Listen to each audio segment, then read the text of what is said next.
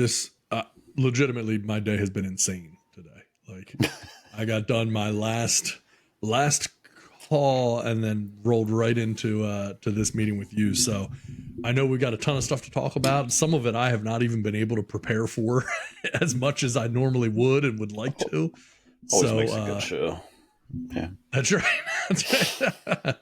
They're gonna get it. Everyone's just gonna get it fresh right off the top of our heads as we're going through. We're going in Raw tonight. That's right. That's right. This is a rogue show tonight. We have no idea what's gonna happen. Of course, the thing that's funny is I don't think people necessarily fully understand how little preparation normally goes into it. Like,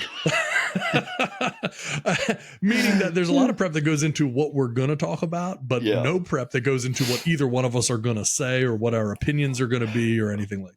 Well, I mean, it's a good look into how our conversations have gone for the past 22 years as well. Exactly. That's right. I mean, we just jump from one topic to the next topic. I mean, this is what inspired the show. Like, that's right.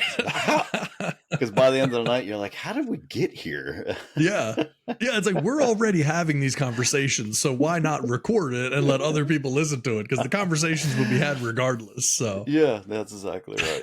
Well, that doesn't make someone else suffer through them. That's right. If I got to listen to them, you got to listen to them too. That's right. Someone else has to. All right. Well, if you're ready. No, I'm just saying, hopefully you can't hear this apparently injured fox outside my window. Because this is all I can hear. I'm about to go out and see if it needs help. Yeah, you just, it's gonna be. Can I call someone for you? Yeah. Well, that's going to be the surprise part of the show is just like, you just go off camera for a little while and then like. I was going to bring the fox in and show it. But you can still do that after. Oh, okay, yeah. The scruff. Because I'll have missed and it'll be biting me furiously. Yeah, he will already be biting you. I'm not a good shot. Someone else. Is there a doctor listening? I am positive this thing has rabies. I feel it coursing through me already. Oh boy. All right. Well, let's play the sucker in and get ready to get this thing started. You ready? Right. Yes, sir. All right. Well, never mind. There we go. Nope. Never mind. What the heck is happening? This is what happens. This is the best laid plans. All right, here we go. T-minus 10, 9, there it is. 7, 6, 5, 4, 3, 2, 1, 0, and liftoff.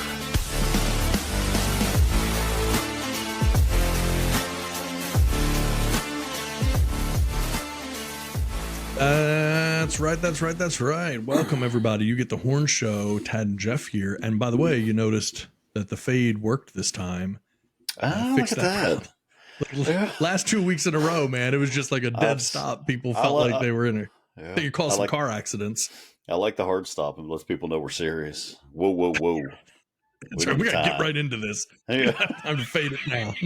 This is too important. Stop what you're doing. Got no time. Man, well, we got some good stuff tonight, man. I think we're going to be all over the place, both in terms of, the types of stories and, what we'll talk about and everything else. And obviously there's always breaking news we're going to hit on as well. But man, look, I think right now there's a fascinating story that I wanted to lead off with. And we've been texting about this on our kind of group chat for the last, I think, since yesterday, maybe, or earlier today. I don't remember when it started. I think it was yesterday. Yeah. This thing about Michael Oher, former NFL player Michael Oher, who anyone who doesn't know who that is, was the inspiration for the movie The Blind Side. Blind Side was a movie that came. Blind Side came out several years ago. Sandra Bullock. Insane though that movie was like nominated for an Academy Award. Like, she won Best Actress. Yeah, that is insane to me. That is not a movie that is Academy Award worthy. I mean, look, I feel like Cuba Gooding Jr. should have won it for radio over over Sandra Bullock. Yeah, it's like all she did was just like dye her hair a little bit, and that was that's essentially the movie. Yeah. So, but yeah, anyway, so long story short, the movie The Blind Side, all supposedly based on a true story about this guy Michael Oher, who this family, the Tuohys, had taken in because he had a messed up home life and everything else, and so they took care of him. Essentially, they adopted him, raised him as their own. He got through college, and then, of course, went on to play in the NFL. Largely for the Baltimore Ravens. I think a little bit for the Carolina Panthers, if I'm not mistaken. I feel it was 3 teams, yeah, if I remember correctly. Okay, kind of an underwhelming career, I would think. I mean, yeah, I think it was like a 6-year career, something like that. Yeah, nothing insane. You all drafted him to be the anchor on the Blind Side. Yeah. For for a decade, but yeah, just okay career. I mean, better than probably 90% of left tackles. Yeah, but he went in the first round. He was a first round draft. Yeah, he was the number 23 pick overall in the 2009 NFL draft. So he got drafted by the Ravens. He played for the Ravens from 2009 to 2013, and you were right about 3 teams because he went to the Tennessee Titans for the 2014 season. Then he went to the Panthers for 15 and 16. And then he retired. And again, not for nothing, the guy went out a Super Bowl champion, but he was a better college player than NFL player. When you look at his college, I mean, he was a two-time first team all SEC in 07 and 08. He was second team all SEC in 2006, unanimous All-American in 2008. So, I mean, there was a lot to like about him. It just, didn't quite pan out in the way that you would maybe think it would with a first round, lineman that you're drafting. All that having been said, he was adopted by this family. The family raised him up, got him to the NFL. He was super close with them. Then the movie comes out, books come out, like all kinds of stuff. And after the movie came out, he complained about it, kind of how he was portrayed. In the movie, he is kind of portrayed as kind of a big dummy. And in fairness, yes, he's portrayed as like he's on, and nothing wrong with it. For anyone that wants to be offended with me saying this, but he was portrayed as someone being on like the autism spectrum, right? Yeah. Like just that. I always, I love to give T-Rock a hard time because you all are Ravens fans, and I'll always never had one of these before. And she's like, what's that? A room to your own? A bed? What? Are you telling me Michael Oher never had a bed growing up? Never had a bed. Until he's 19 years old or whatever he was in the movie. He's 70. So, yeah, he was just portrayed as this big, dumb, stupid idiot. And clearly he wasn't, but that's how they portrayed it. It was very weird. Yeah, because you hear interviews with him and you're like, yeah, he doesn't sound like he's slow and like. Oh, he's well spoken and an intelligent guy. Like, So always thought it was weird. Always thought it was weird, but yeah. And he came out with complaints and stuff afterwards. Now, here's the thing that's tricky, right? And obviously, I don't want to go too far into this aspect of it because it's not as important. However, it is a movie. And when they're making a movie, if it's just kind of like, oh, okay, here's this smart, well-spoken, super athletically talented guy who should have every chance to be successful and go into college and play in the NFL. Well, there's not a lot of drama to that, right? So it has to be that they kind of like are going to overly, dramatize this. And they did that with him. And again, kind of at his own expense. And so what happened was there was a book that came out in 2006 from Michael Lewis. Michael Lewis, of course, being the author of Moneyball. And that book was called The Blind Side, Evolution of a Game. Before the book was published, excerpts appeared in the New York Times Magazine as The Ballad of Big Mike, that being Michael Oher. His portion of the book was adapted for film, and then they made the movie The Blind Side. This was released in November of 2009. And Sandra Bullock, Tim McGraw, The movie was nominated for Academy Awards for both Best Picture and Best Actress for Sandra Bullock, with Sandra Bullock winning, which is insane. And to think that that's Best Picture as well is ridiculous. But anyway, so then Oher wrote his autobiography, I Beat the Odds, From Homelessness to the Blind Side and Beyond, in 2011. Well, now, just in the past few days, Michael Oher has filed a lawsuit against Leanne and Sean Toohey, the parents that brought him into their home and took care of him and raised him up, saying that they never actually adopted him, but they instead created a conservatorship which gave them legal authority to make business deals in his name. He alleged that the Tooheys used their power as conservators to strike a deal that paid them and their 2 children millions of dollars in royalties from the Blind Side movie, while Oher got nothing.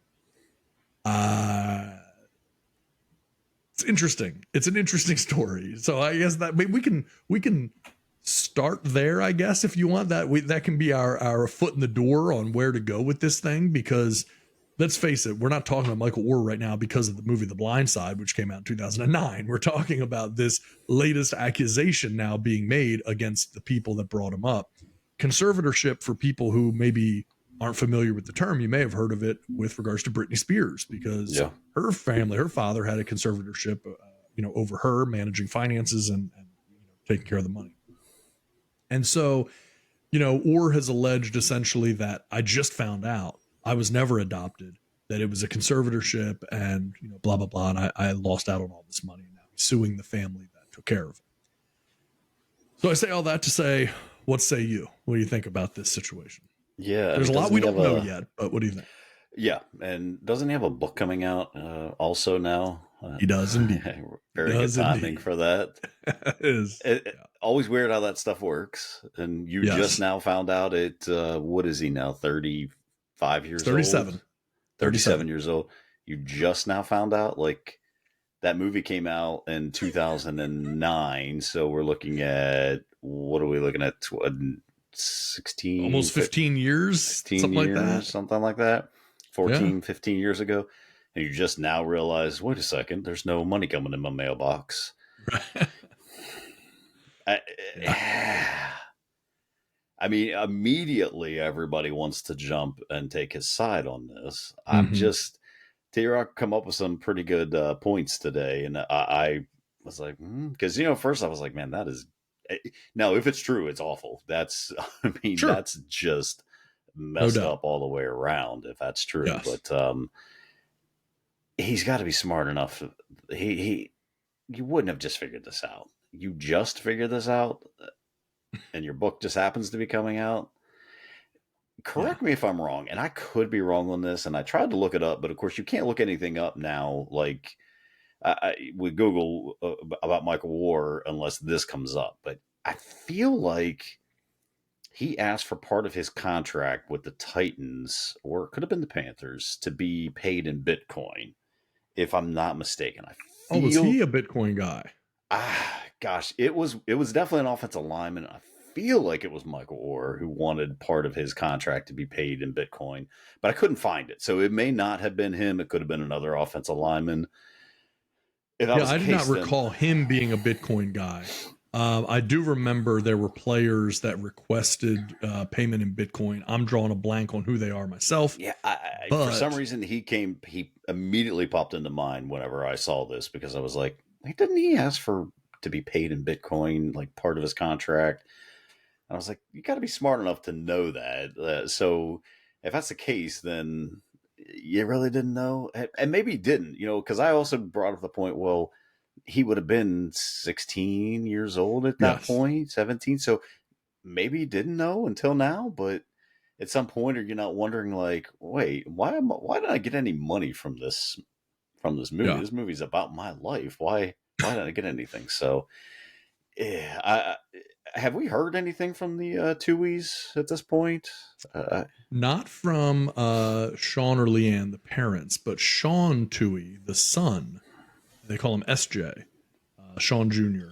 Just did an interview just the other day, and said that this not a surprise to him or the family, that the relationship has been fractured over the last couple of years because Michael Oher has been making these accusations, and that they are very clear that they've never done anything wrong, that they did not make millions of dollars from the blind side or anything like that, that their money got split 5 ways with Oher being the 5th person, and that, there's nothing going on. So who's to say at this point? It's too early to say, but I mean, it should be easy to prove, right? I mean, yeah, you'd you certainly got to think it would be very easy to prove that that's what happened. I would think so, anyways.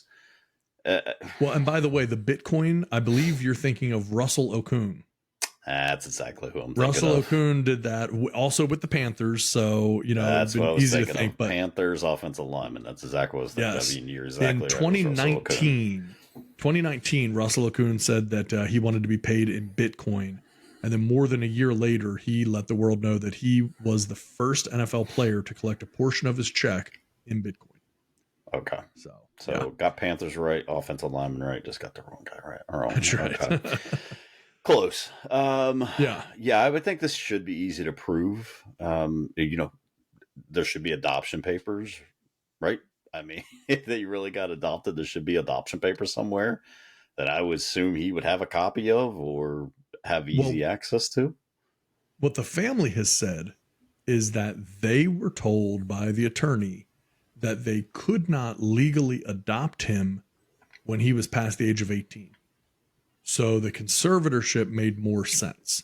Now, I don't know the exact age that they first took him in versus the age that they were actually trying to file for the legal adoption. I mean, who knows? He could have been 17 and a half and it was going to take 8 months to get the paperwork done. There's so many, like in the world we live in, there's no gray area.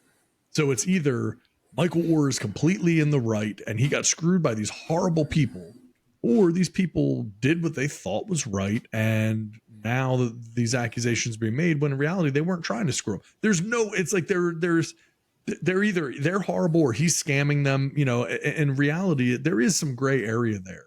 But I will say there's something that's brand new, breaking news that just came out, which is that the family's attorney, the Tui family attorney, the family that took in Michael Oher, their attorney has come out and said that Michael Oher allegedly asked his adoptive family for $15 million not to go public with claims that they swindled him. And then they said, absolutely not. We're not paying you that. We didn't do anything wrong, and there's no issue here. And then it went from there.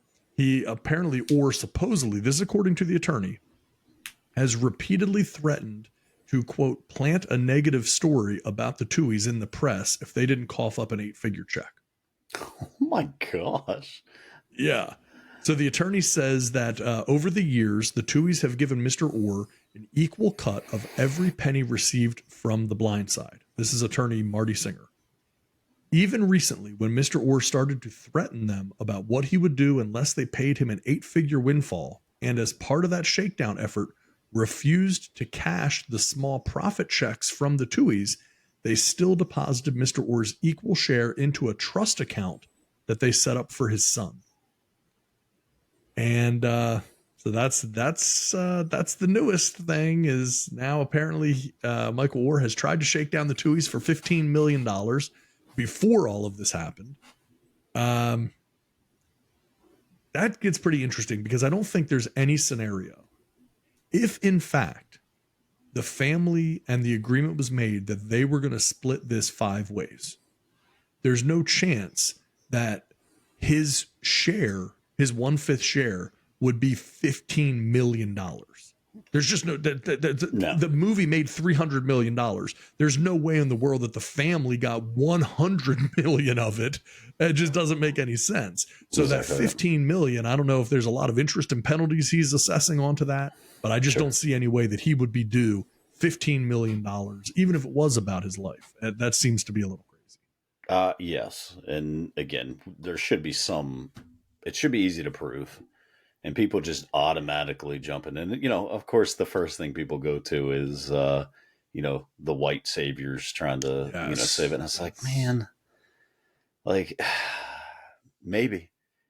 I just can't imagine though that when they took him in that they thought, this is going to make a good movie, and we're gonna, like that's their thought process. Like, oh, this guy's going to make $35 million in the NFL. Like, I just can't imagine that was the thought process going into this.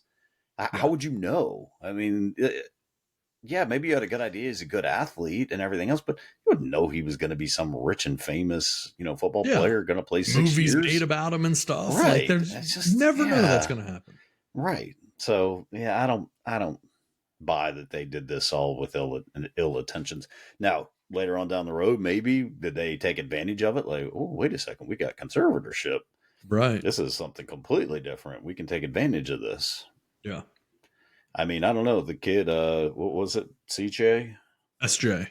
SJ. Jr. Yeah. I mean, he taught him how to, block and play football in the movie. He owes him everything. Yeah. I mean, he was 6 years old and teaching him how to block. So, yeah. Well, here's the other thing that's interesting. The father, Sean Toohey, is supposedly worth over $200 million. Dang. Having nothing to do with the movie, because he owned a whole string of fast food restaurants. And so he sold all of their fast food franchises that netted him $213 million. So the idea that they would have needed to take $1 million, $2 million, $5 million for Michael Oher if they're worth 213. Look, people can blow money in a bunch of different ways, right? But man, I mean, I don't know. It seems hard to believe. And there is this other aspect of it. You hit on this, right? The whole white and black thing. This is a damned if you do, damned if you don't situation. If the Tuohys help him, then they're white saviors. And that's apparently horrible. If they didn't help him, then what are they, racist for not helping him? You know what I mean? It's like, what? So there's no way to win. So instead, presumably, they decided to put all that stuff aside, and they did help him. And there has never been any denial as to whether or not they helped him. There has never been any conflict or confusion about, did they raise him in their house? Did they treat him as a kid of their own? Did they feed him? Did they take him to practices? Did they help him? Did they do everything in their power to allow this kid to be successful? There has never been a debate about that. Now, if the debate is the shock that he found because he wasn't technically adopted, look, I've not been adopted. I think adoption is great. I have no issues with it. But the idea that someone as a 37-year-old man finds out, oh, the family that raised me, technically, legally speaking, hadn't adopted me. They actually had a conservatorship. How would I have lost a wink of sleep over that? Why would I care about that? The only scenario that matters is if somehow money is involved, right? Because outside of that, your life is exactly the same. Nothing has changed for you. This is a legal technicality on whether or not it's conservatorship versus adoption. Who cares in the grand scheme of things? And so that's, again, where, you listen to the lawyer speak, which is, Oher was shocked and saddened and devastated to find out that he had never even been adopted. It didn't take away from the fact that they raised him, that they gave him a place to stay. They fed him. They did everything else for him. None of that stuff goes away.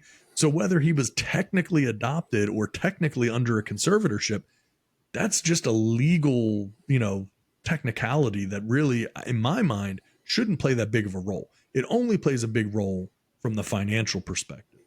And I think if, in fact, Michael Oher was going after the Tuohys for $15 million before putting this story out, I got to believe that's more money than he could even dream that they would have owed him. Yes. Right? I mean, if it's true that they were stealing from him, then absolutely sue him. I mean, if that's the case, if he's not received a cut, I just feel like all the stuff should be pretty easy to prove one way or the other. I don't think there should be too many gray areas with that. Like either he got the money or he didn't get the money. there should be paper trails for this kind of stuff. It's not like Right. the studio execs are paying them under the table. You know, they're not coming and delivering cash to their house. You know, writing it on a napkin. Yeah, the $340 check because TBS decided to play the movie one weekend. You know, so it's not like it should be very difficult to prove. So, but at the same time, I guess it really doesn't matter because nothing's going to be solved until months, maybe years from now. And now his book comes out. And of course, now everyone who was going to be interested in a Michael Oher book right now. I mean, outside of this, that's if very this true. never That's happened, great point. Who would ever think Michael Oher wrote a book? What? You know, no one's going to think that. Now it wouldn't make the news at all. No. And now everybody knows that Michael Oher wrote a book because of this. Right. So, yeah. If this wasn't contrived by Michael Oher to help sell a book, it is awesome good luck and incredible timing. Yeah, you should be thanking the Tuies. Yeah, exactly. I mean, we sure do. We talk about this a lot on this show, how it's like, boy, sometimes it's just, these things just, there's such good luck around the timing of how certain things happen to play out. And, you know, again, in this situation, you have, a Michael Oher who hasn't played in the NFL in a long time. I mean, he was released in 2017 by the Panthers after he failed a physical, and then he went ahead and retired.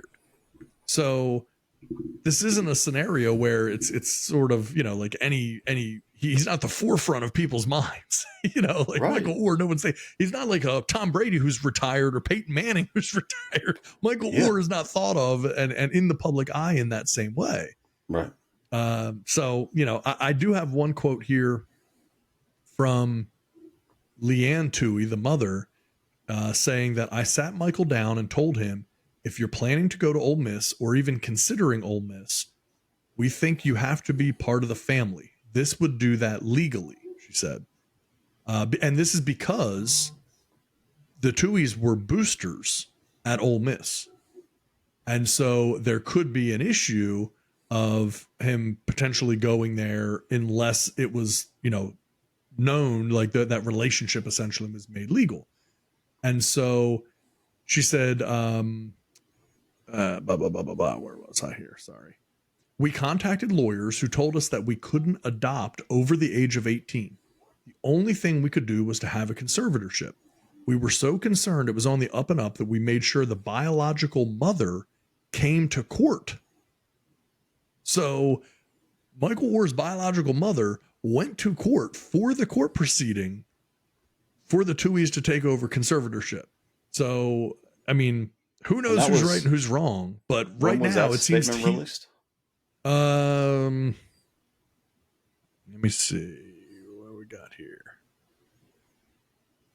Not sure exactly when she said this. Okay, so we don't know if this was like yesterday or today. Yeah, I'm not sure. Or if this was 8 years ago. Yeah, because there's a few different things. There was Sean Tuohy is talking about this stuff very recently, but then they say some stuff from the mother, but the husband, the father, is saying this stuff very, very recent. So yeah, So but the father's come out and said, we're going to keep loving Michael like this, you know, whatever. We're going to not worry about it.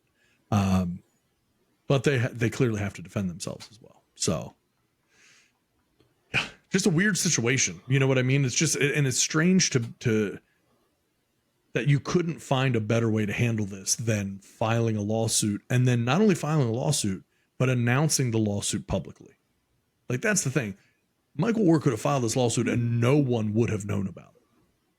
He filed the lawsuit and then announced it publicly so that everyone would know that he did this. And again, what do you accomplish by that? In my mind's eye, you don't accomplish much more other than raising awareness and putting yourself in the news, which again helps sell a book, because the legal rights that you have are the same. There's no difference, you know, as it pertains to that. Yep. And of course, everybody immediately just jumps on his side, even the news, everyone, you know, nobody wants to take a step back and say, let's figure this out. But that's what we live in these days. Everything is just kind of a whirlwind thing, and one person says something and they just go with it, and later on. But see, you can retract it later on, and it doesn't matter because now in the minds of everyone, it's still they stole money. So no one's going to remember the retractions that take place. Media's wonderful for that. They'll put something out completely false, and then it spreads like wildfire, and then they'll retract it, and nobody will remember that it's been retracted. Nobody. No one even sees the retraction. It doesn't matter. Exactly at all. Right. That's exactly right. So awful good timing. Like you said, it's awful news and great timing for him. So yeah, I'll be curious how this plays out. Yeah, I'm curious to see as well because I mean, you hit the nail on the head with something earlier, and I touched on it. We'll hit it again. In this scenario, the moment it comes out, you're right. Everybody says he got ripped off. These people are scumbags. And we'd be foolish if we didn't recognize the fact that a huge amount of that is because these are rich white people who were shown in a movie raising a poor black kid.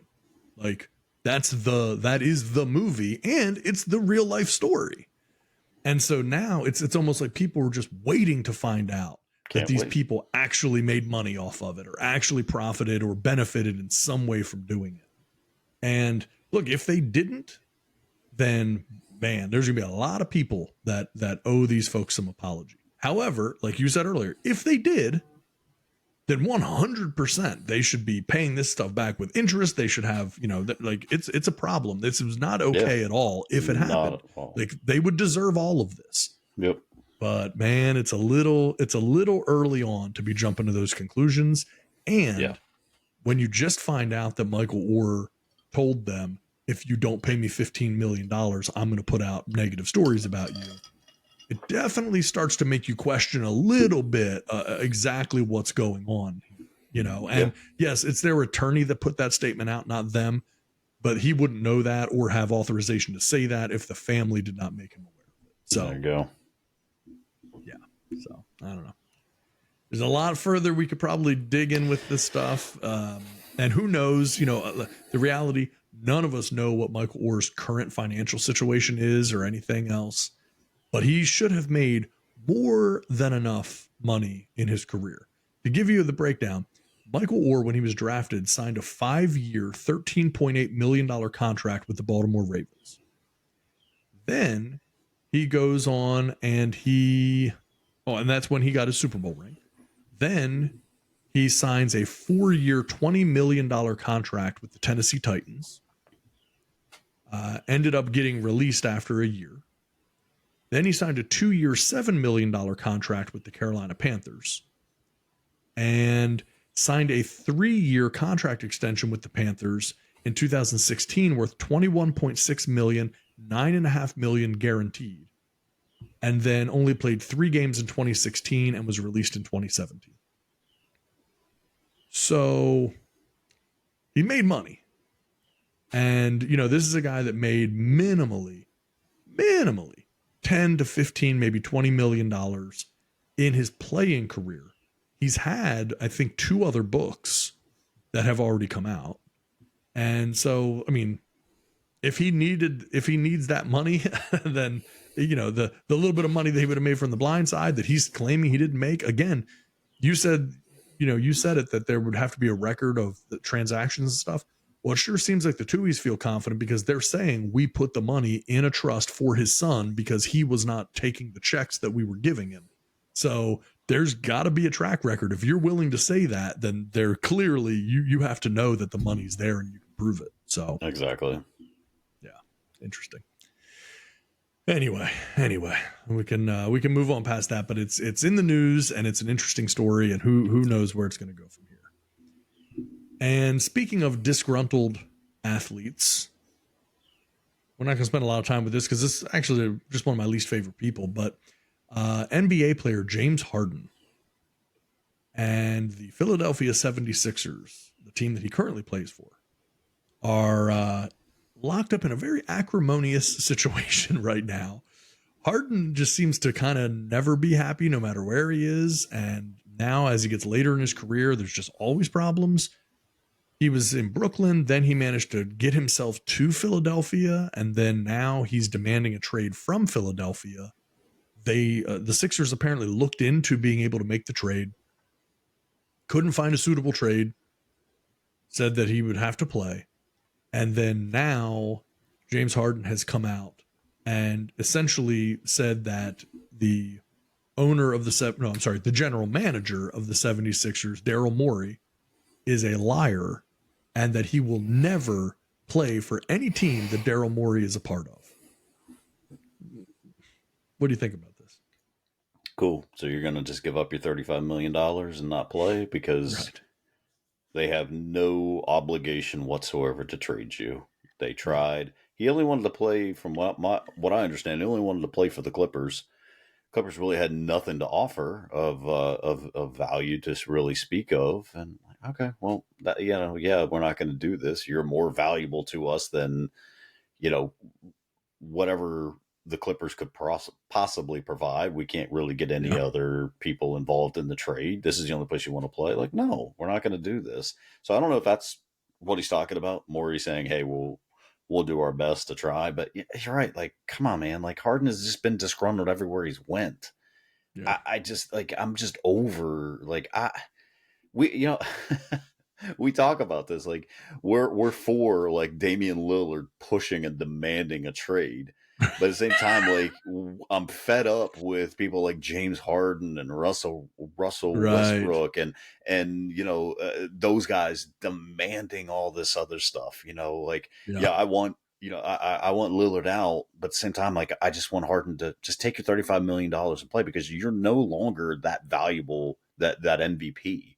You don't put up anywhere near those kind of numbers. No. You're starting to edge into that Russell Westbrook territory where you're more of a liability than you are an asset. And yeah, it's just, I'm just so over it. It's a weird time to be high maintenance.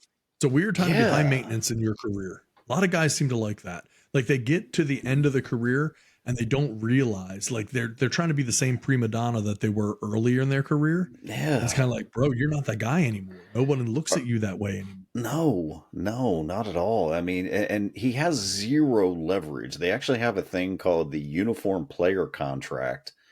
And pretty much, I'm not going to get into all of it, but pretty much they are forced essentially to report to training camp, attend practices, meetings, skill and conditioning sessions.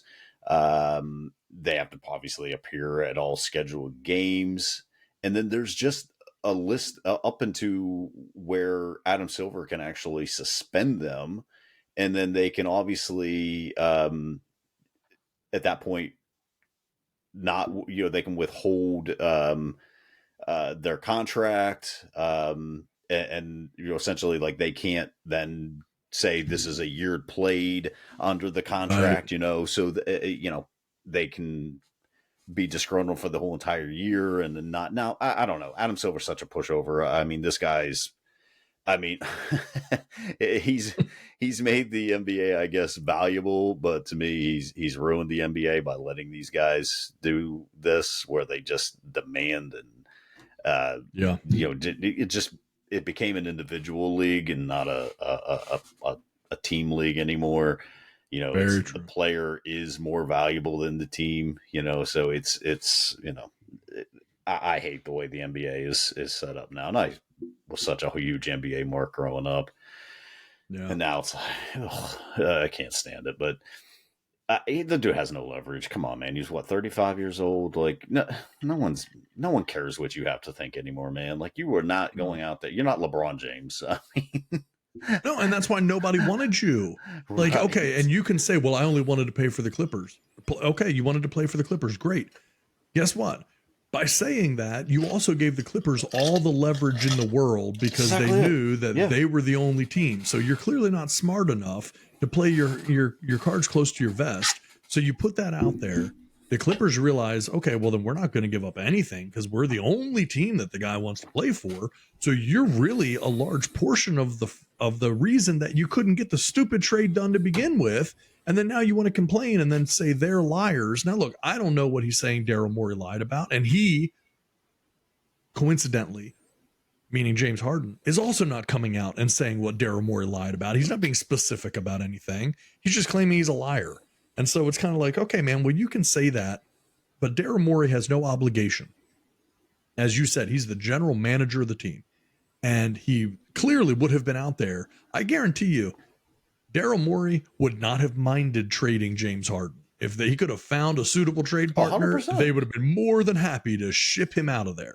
And so the fact that they didn't tells you that there wasn't anything out there. And at the end of the day, that's just what it is. And you know, they have to understand that. And the idea that somebody like James Harden still doesn't understand the business side of the NBA is completely bizarre. And I just, he does. He does. He definitely gets it. He thinks he's that James Harden MVP type of player still, and everybody's coming to watch him play. Bro, ain't nobody coming to watch you throw up these threes and bank them off of the backboard. No. You're not that guy, pal. Trust me. You're not that guy. Exactly it. So Jason Dumas, who is the no, I just clicked off of it. He's the Philadephia. He's an NBA reporter for Bleacher Report, host of 957 The Game. Came out on Twitter and said, according to his source, Daryl Morey is unmoved by James's comments. He's holding firm in his stance that he would not trade him unless it makes the Sixers a better team. Meanwhile, I'm told James's agent advised him against making that statement. His own agent is telling him, bro, you can't go out and say that. Come on, dude. You're hurting your value. Yeah. And the other thing, too, I mean, look, this has to be not easy, but people always want to think about the player side. Daryl Morey is a human being as well. Separate from an NBA executive and extremely experienced and knowledgeable and quite successful, he's a human being. So there is also the other part of you that's like, okay, bro, you really want to go out publicly and announce to a group of people, so it's all over social media and everything, that I'm a liar and that you'll never, okay, well, guess what? You're going to suit up every damn game this season until I decide I don't want to see you anymore. And that's when you'll leave, right? Like, that's the thing. Why piss people off? Why not do it in a good way? And instead, you put Daryl Morey in this position where, hey, he holds all the cards. And now you've made it even more desirable for him to force you to play for the Sixers, not make it easier for him to get rid of you. That's exactly it. And you know, he's just, it's not Houston anymore, bro. Like, it's, you go to Brooklyn, it's a complete disaster there. You were expected to be that number 3 in that big 3 with Kyrie and Kevin Durant. Yeah. And of course, it just was a unmitigated disaster. Nobody could stay healthy. And, minutes, I mean, he's still playing 37 minutes a game, 21 points, 6.1 rebounds, 10.7 assists. Fine. You know, he's a fine player. Don't get me wrong. I mean, you know, at that age, you're still a great player. But you're 33 years old, going to be going into the season, your age 34 season. Then just don't show up. Like, what is going to stop? You've made enough money. Right. What is going to stop Daryl Morey? What stops the Sixers from just saying, show up or don't show up, man? Like we're not trading you. You're not going to get paid. You know, you're going to get suspended. If this is the way you want to go out, if this is the legacy you want to leave, then go out. Like, go out that way. It doesn't matter, because we're moving on. We hope you're here. If you are, you're going to play. Obviously, you're a good enough player that you still playing almost 37 minutes a game. But if you don't show up, then you don't show up. Like, why can't NBA players or NBA, you know, front offices just take that stance with these guys instead of just giving in to every single trade demand that they have, man? Like, you're talking, you know, Kevin Durant is another one, man. You're just so tired of seeing this dude move around. And I'm sure he's going to show up in our comments when we post these. Yep.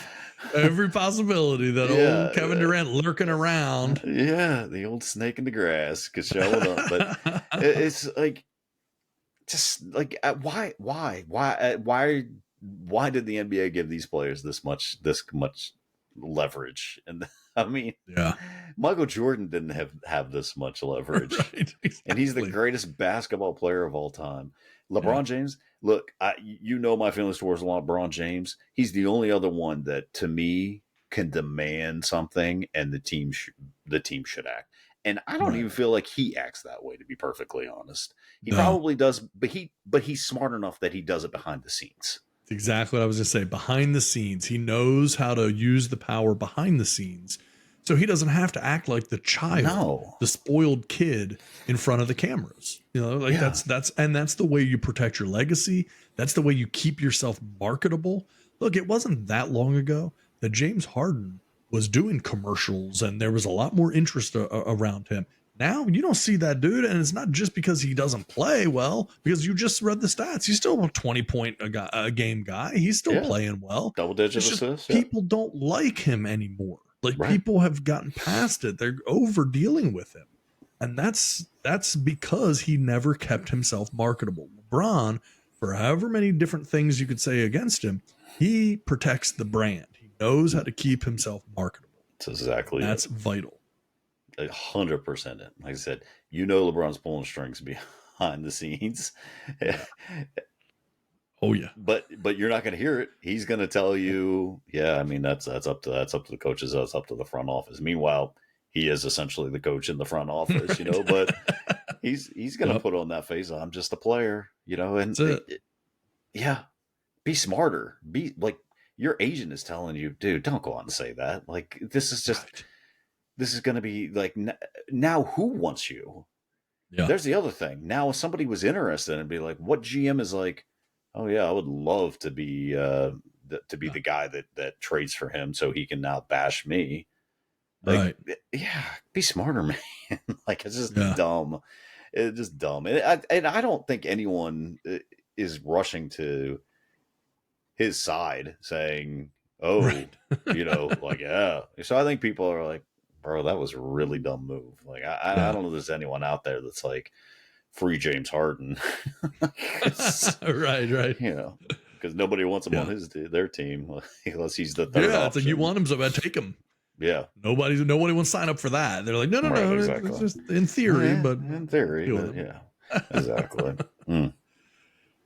All right. Well, we'll move off of that because I try to spend as little time talking about James Harden as possible, and we're well over our quota tonight. That's it. Now, for the rest of the year, we won't be speaking of. Well, I'll tell you this. I'm gonna cleanse the palate a little bit here with a feel good story. And again, this is not all sports tonight, but this one is. I saw it and I thought it was worth talking about.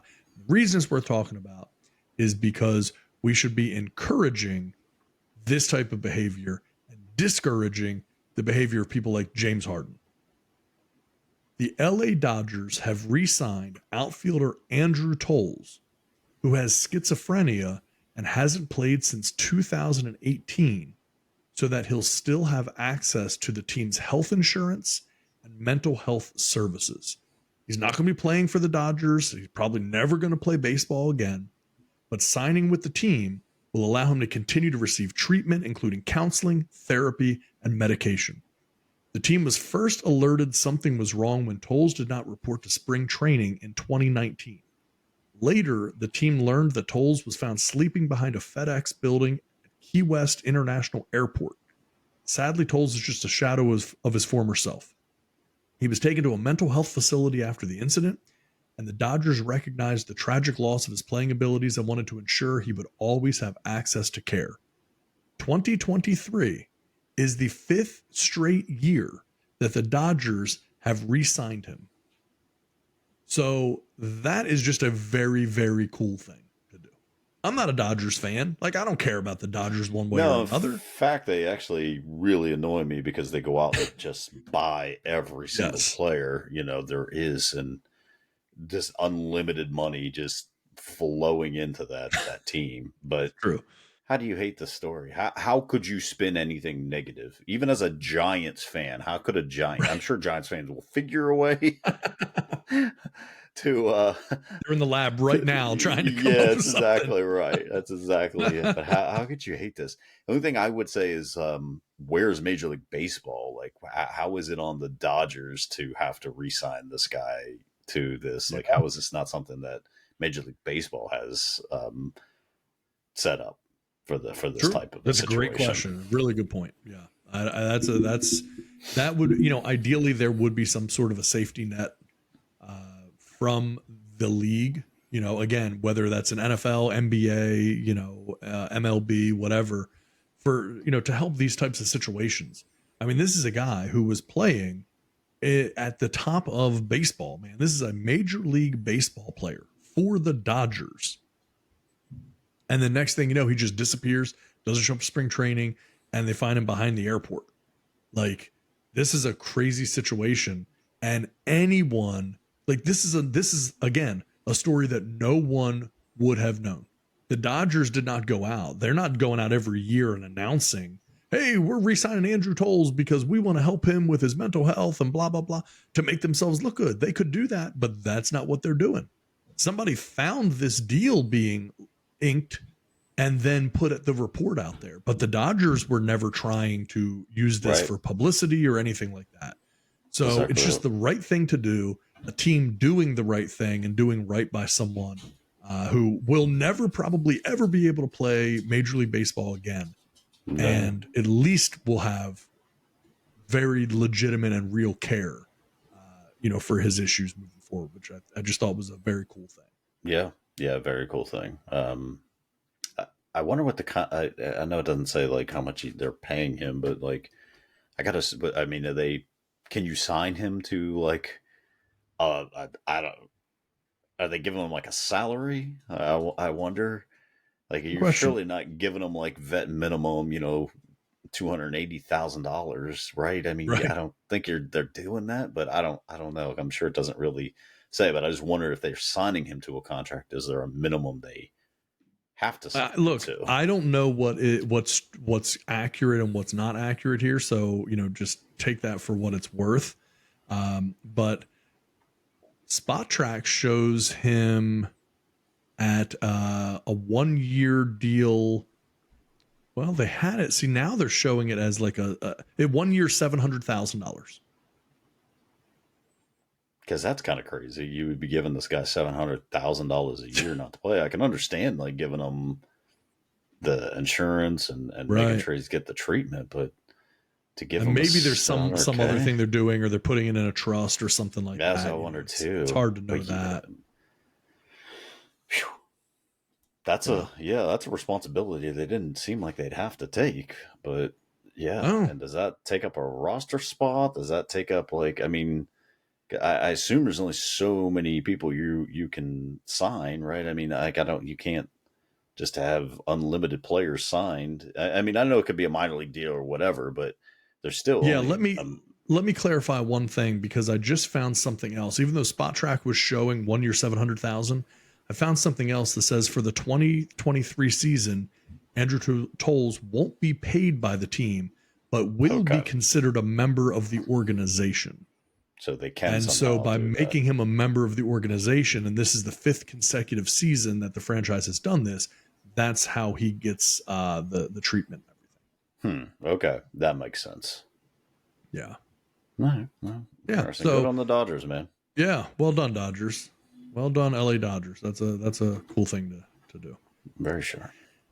So getting off of sports here, man, I don't know which. I'm gonna just grab one of these because I got a couple things, and all of them piss me off. I'm just gonna tell you right now, these stories irritate me to no end, because we're just to this point where there is no longer sense anywhere, and people don't have it. Certainly, politicians don't have it. It's getting to be absolutely insane. So now, government employees in San Francisco have been told to work from home due to the high levels of crime in the area.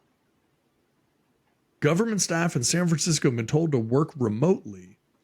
The Department of Health and Human Services staff were all asked to work from home due to local crime. So they can't do anything about the crime. So now they've just told government employees, just don't come to work anymore. Like, it's that dangerous in San Francisco that government employees can't even go to work anymore. One of the most beautiful cities in the world, San Francisco, is now so dangerous that government employees have been told to just stay home and work from home. Don't even attempt to leave your house to go to work. How does that happen? How is it possible? And the departments that have done this in San Francisco recommend that employees work remotely, quote, for the foreseeable future. Like, there's no end to this. This isn't like a temporary thing. The advice was given to workers in light of the conditions around the federal building. The federal building is located at 97th Street in San Francisco and is known to be a drug hotspot, with dealers often peddling drugs near or across the street from the building. 2 men were charged in May on suspicion of carrying out drug deals in full view of surveillance cameras from the federal building. They don't even care. They're literally, imagine such a thing, that the center of government in San Francisco is also a drug hotspot. It shows the complete irrelevance of government in San Francisco, that they could go anywhere and they will literally stand in front of the government building dealing drugs and doing drugs because they know nothing will happen to them. And yet the people that work in that building are not even safe to come to work and now have to work from home. So if you have empty government buildings in the center of a drug-infested, crime-infested area, how long do you think it's going to be before those people break into those buildings and start using them as shelters as well? Like, San Francisco is going down, man. It is going to fall. And I mean that quite literally. This is like that movie, like Olympus Has Fallen or whatever, they take over the White House type of deal. Yeah. It's going to be like that. Like, San Francisco is already almost there. It's at a tipping point. And now you've basically thrown in the towel when you're just telling government employees it isn't even safe for you to leave your house. Just stay home and work from there. Yeah, from the hours of 8 a.m. to 4:30 p.m. Government hours, middle of the day, it's not safe. Yeah, we're not talking about, they're not working third shift right at the federal building. I can promise you that. How embarrassing is this? But here's the thing. How is it that no one understands this? How is it that no one can see this when you're the most lenient city on crime and you said 2 people were arrested in plain sight of the cameras doing suspected drug deals? What do you think they got? Do you think they got any hard jail time? Or do you think they got bonded out on personal recognizance? They didn't even spend a night in jail. No, there's no problem. You're not supposed to punish them. And now you're talking like, oh, Gavin Newsom's going to run for, he might be the next presidential candidate based on this track record. But I don't understand how anyone, if it's a Democrat-run city, if it's a Republican-run city, and you see it falling apart. We're talking about San Francisco. We're not talking about just some middle of nowhere place. San Francisco was a huge hub for everything. And it's just being run out. I mean, you got people just walking around the streets on drugs, zombies shooting up. I mean, now you're talking, now Philadephia is getting into being the same way. Yep.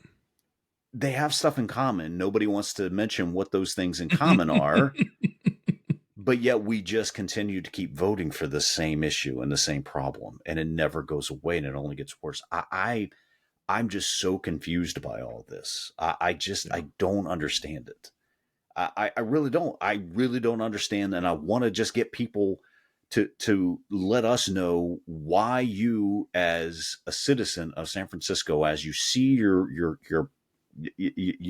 city just being destroyed, maybe it's not as bad as everyone makes it out to be. I don't know. Tell us that. Let us know that. But if it's so bad that an old government building isn't safe to go into, tell me why you keep voting for these people. What makes you think they're going to change it and make it any better? I need to know what the thought process is behind this. Yeah, and in case anyone out here was thinking like, oh, this drug deal that we're talking about and this activity, this is like, selling weed or something like that. Let me give you the details of this one random arrest that I'm talking about. He was carrying a backpack that contained 96.7 grams of fentanyl and over 30 grams of meth, along with 11.1 grams of heroin, 4.3 grams of cocaine, and a digital scale. That's enough drugs to kill a tremendous number of people. I mean, that fentanyl alone, what's 96 grams of fentanyl? I think it takes like an eighth of a gram that you can overdose on fentanyl. Oh yeah, it might even be less than that, to be perfectly honest with you. I mean, it's such a lethal thing. Yeah, and yeah, you could wipe out, probably an entire 3 blocks with the amount that he had. I mean, gosh, man. It's embarrassing. But again, we don't talk about this stuff. None of this stuff gets brought up. Nope. No one. It's not brought to light. But if it's happening in those cities, like, of course, where we're living at, we can't do nothing about that. Like, we can report on it, but I assume if you're living in that area, you should know what's going on in that area. So does it really, what good is it bringing it to light, I suppose? Because you already know what's happening, but you're just refusing to do anything about it. That's, you're talking about like Portland when they had all those things going on, and now everybody is leaving there. You've got all those shops that used to be, Portland. I mean, even in San Francisco, you have all those nice places, and they're all boarded up. They're all gone. Everything's gone. And yet somehow in your mind, everything is still okay. Everything is like, yeah, this is fine. Like, you don't understand what they're doing. They're squeezing you. They're forcing you. You don't have choices anymore. Yeah. When a Walmart goes out of business, you're in trouble as a city. Yeah. As a community, all these companies, in trouble. Yeah, all these companies refuse, like they're closing their doors in San Francisco. And it's not because there's no business, it's because it's not worth it for them to be open there. Right. They don't want to be there. Whole Foods, Starbucks, all these places are just like, nah, man, screw it. If the place can't be safe for our employees, then we would rather shut it down than be open to make money. Because guess what? We're dealing with constant crime, constant damage being done to the property, all of these types of things. And, to give you an idea, right? So I just told you about the amount of just the fentanyl alone, right? So the fentanyl that we're talking about, 96.7 grams of fentanyl. Just to give you an idea, fentanyl, for anyone who doesn't know this, fentanyl is a synthetic opioid. It's 50 times stronger than heroin and 100 times stronger than morphine. And this guy's walking around with 100 grams of it in a backpack, along with meth, coke, heroin, everything else. And he's doing drug deals literally in front of the federal building in San Francisco. Yeah. This would have never happened ever before. But instead, we want like Gavin Newsom, and we want all these, these political people in California to be pissed because Elon Musk put a big X up on his on his building. That's the stuff we care about. Yeah, that's the stuff. We need to take care of that stat. That we need to make sure that's not. We're finding him. There's drug deals going on in front of a federal building. And also, for the record, Elon Musk is one of the only business owners who isn't leaving San Francisco. Yeah. Like, he's one of the only people saying, okay, well, we're going to stay, but this place needs to change and improve. Everyone else is just leaving. And then you're trying to make his life difficult. People are just so worried about the wrong things. No. I saw this too. Sorry to interrupt you. I just want to throw this in there really quickly. The California governor's office said in June that in just 6 weeks, a 6-week period of time, the California Highway Patrol had seized more than 4 kilos of fentanyl. And that's just in San Francisco and the immediate surrounding area. That is enough fentanyl to kill the city's entire population almost 3 times over. Jeez. That was in a 6-week period. And that's highway patrol. So that's only the people that you pulled over in cars. That's not even the people that are walking around downtown doing it. Carrying it. And that's also just what you caught. Yes, exactly. That has to be, you probably caught 1% of what's one half of 1%. Like that's accounted for when you're dealing with that stuff, right? I mean, the drug dealers know what the spoils are. They know how much they're going to lose, but they also know how much is going to get in. That's why they keep doing it. Where's it coming from? That's the thing. Where are they getting it from? Yeah. Is Jim Bob just making it in the back of his trailer? That kind of amount? I don't think so. No. Nope. Gosh, man, it's terrible, man. It's just terrible for like the people that are there. And I don't disagree with it, but I don't like it when like stuff like this happens. And then the immediate thing is, well, that's what you voted for, because, right. Yes, it is in a sense, like you are voting these people in that are so light on crime. They don't want to hold anyone accountable. They're more worried about, giving reparations to people that had nothing to do with the atrocities of the past. Yeah. It's just a big circus and a big show. But there are legitimate people, even if they voted for these people, that don't deserve this. So to say like this is what you voted for, I mean, I understand, yes, to an extent that's not 100% false, but it's kind of like, all right, well, what if they didn't vote for it, and then what? Yeah, it's overly simplistic. I mean, one. It's not like if you went into San Francisco that 100% of San Francisco residents voted for Gavin Newsom or whoever else that you would look at as individual politicians, in that area. That's not the case. Maybe 60%, maybe 65%, maybe 70%, but that still leaves 30-40% of people that are just seeing what happened. And again, are we saying that it would be 100% different if people had voted differently? No, of course not, because voting doesn't solve everything. No. But the reality is this isn't fixing it. This is not working. There's no argument to be made that this way of doing things has improved things. And I'll tell you, last November, so I was taking a trip and I was going to be out in California for a few days and then taking a trip to Fiji. So you kind of like typically go there and then go.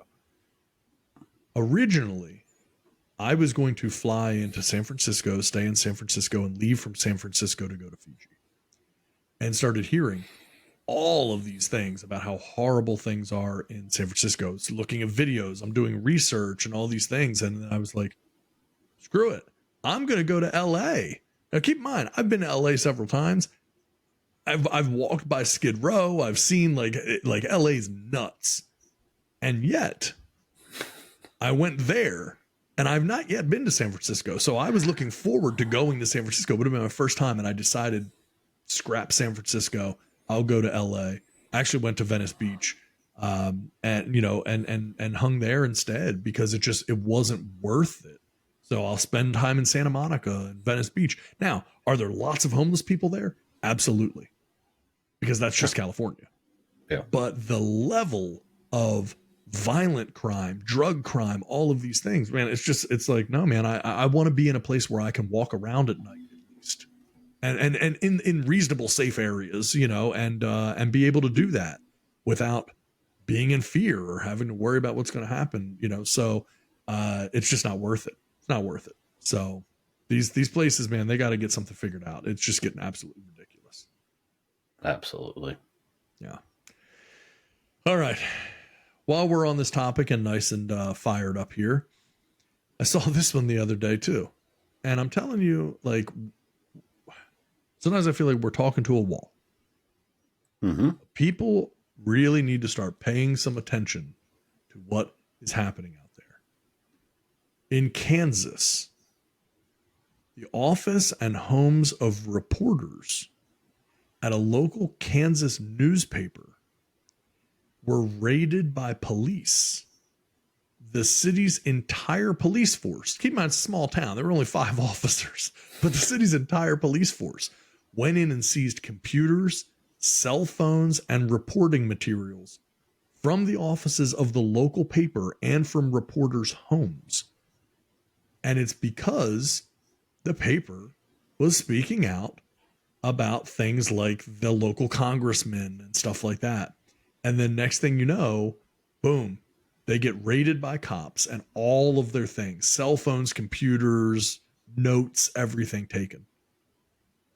What is happening when the newspaper in a small town can't report on what the local government officials are doing and talking about what's happening? Like, what is going on in the world when that stuff is being accepted and allowed to happen? Because here's the deal, just to put it in full, perspective for you.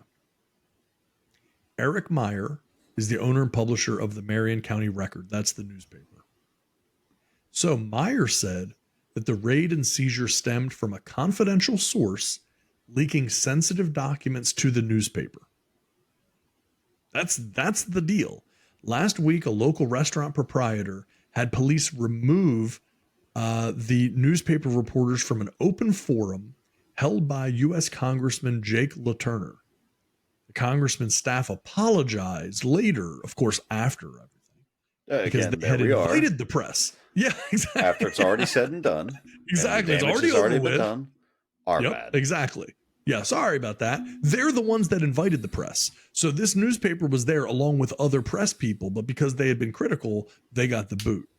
And so according to the manager of the paper, a confidential source leaked evidence that a person, she's a restaurant proprietor. Her name's Carrie Newell, if I'm not mistaken. That's it. Yeah. So apparently she's a big shot in this little area. Yeah. Must be, right? Because she's just a restaurant owner.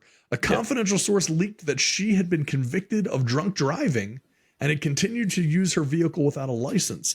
The paper never even published anything related to it because they didn't totally trust the source. They thought the source was relaying information from Newell's husband because it was during their divorce proceedings. Yes. And then they get raided by the cops and all of their stuff is taken. How does this stuff happen? Yeah. I mean, and it happens to a newspaper and it's not like they're not going to put this out. And yeah, I mean, it's still those like high people, high friends, and high places coming in here to take them down. It's sad. I mean, I'm telling you, we've said it. I've probably said it on the show many, many a times. George Orwell was a time traveler from the past because this is exactly, I mean, you read 1984. This is what it is. I mean, you speak out against anyone and they're coming after you and they're raiding your businesses and they're doing this and doing that. And they may not succeed. The idea isn't to succeed. The idea is to put a financial burden and make a bad name for you. It doesn't mean that I don't care if they win or not. Let's just make you. We talked about that last week when we were talking about they were suing those farmers. That big unknown Flannery Associates, buying up all this property and then turning around and suing these people because they sold their property for too much to them. And the idea is pretty much just to bankrupt them. And they don't care. They don't care. No. This is going to lead me into probably lead us into something else. And I know we never discussed it. We've discussed it all week. And we probably get into it today because I think this just leads it into it perfectly. But there's I guess I'll be careful how I say this because I don't want it's not probably going to come from me. I'm way too old for this, but there's this reckoning that I feel like is coming to this country where at some point everyone's going to stop and say, whoa, wait a second. This has gone too far. We've done too much. And it's just going to be ugly, I feel. Like I don't know. It's just getting out of control at this point, right? I mean, am I thinking wrong on this? Like, how much do you expect people to take? And then it's 1984. I'm telling you, it's 1984. You've got Joe Biden coming out and saying, hey, we've created the most jobs there is. Yeah, because you took them all away. When you shut everything down, of course you did. When you made this disease come out of nowhere, and we've got reports now that, Obama had shut down just about everything that Fauci did, and somehow now he takes the stuff offshore and takes it to Wuhan, and you got all this stuff that's being allowed to happen. You have all this stuff that's happened in Hawaii, and he's coming out and saying, well, first thing is if you're eligible, we're going to give you that $700. Meanwhile, you sent $20 trillion to Ukraine. And voted to not be able to audit it or have to be responsible for how it's spent. And you allowed Congress to vote and say, no, we don't want it audited or in any way, shape, or form. There should be no oversight as to how this money is being spent. But in Hawaii, you're exactly right. It's, we're going to put FEMA in place and we'll set up some camps and we'll give everyone $700. $700. You could give 1/1,000,000th of what you've given to Ukraine. 100%. And you'd solve every person on the island of Maui. Yeah. There's not that many residents. No. All of them could be taken care of. Now, again, it doesn't regrow trees. It doesn't build businesses overnight. But this could be solved with just a snap of your fingers. It's a conscious decision not to do it. That's exactly right. But meanwhile, we've just sent another 200 million, whatever it was the other day. We just sent another. I think it's 200 billion. Yeah, another load of money, ammo, everything else. Yeah. And you saw that the reporters asked Biden outside about hey, what outside? Yeah, on the beach. Right. After he just got back from a beach trip, everyone wanted to make a big deal about Trump golfing all the time. And personally, I thought it was ridiculous that a sitting president it played that much golf. Like, my gosh, dude, like, seriously, stop. Can't do it every week. Right. But I mean, you've got Biden who's taken something ridiculous. 30% of his presidency has been vacation. 35, whatever it is. He just come off a 2-week vacation. He came back. Now he's sitting on the beach again. And yeah, the reporters come up and ask him about this. And what's he say? No comment. No comment. No comment. No comment. How could there be no comment? How is no comment an option when you are the president and one of your states is literally, part of it is burning to the ground? Many, many deaths, just a catastrophe. And your thing is no comment. Now, I can already tell you that the people on the other side of this would say, oh, he probably misunderstood the question. He didn't understand what was being asked. That was kind of an off-the-cuff thing. He wasn't ready for it.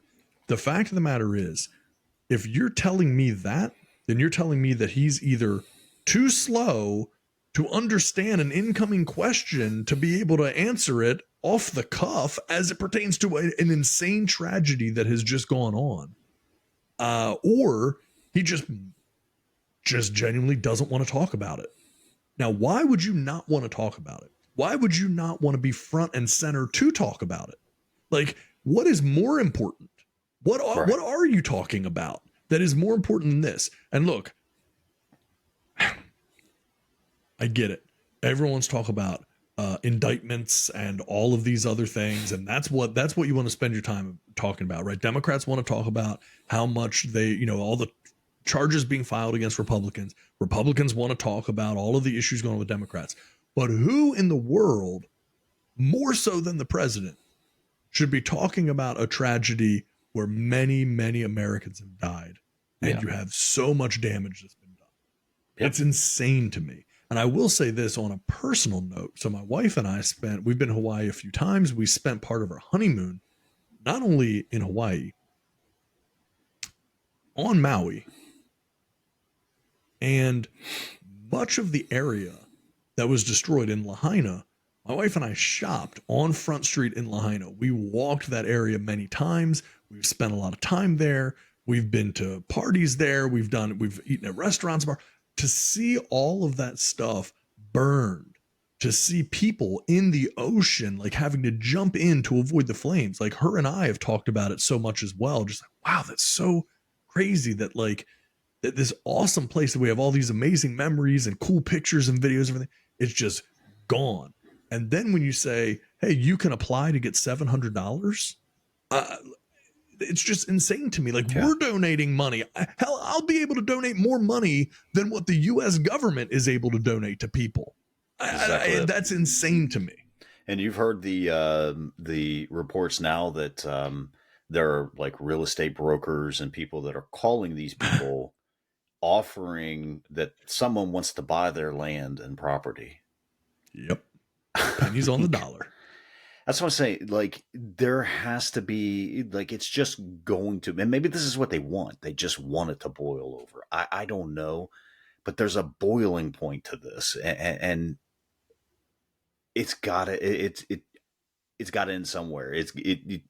You can't be rising up all this pressure and forcing it and forcing all these, very minor people to have such high voices. And I'm talking about like the people in the trans community and the men that are in the women's competitions, and people just have to take it. And then you've got the situation, where, we're sending all of our money, like this money that isn't the government's, the money had to come from somewhere.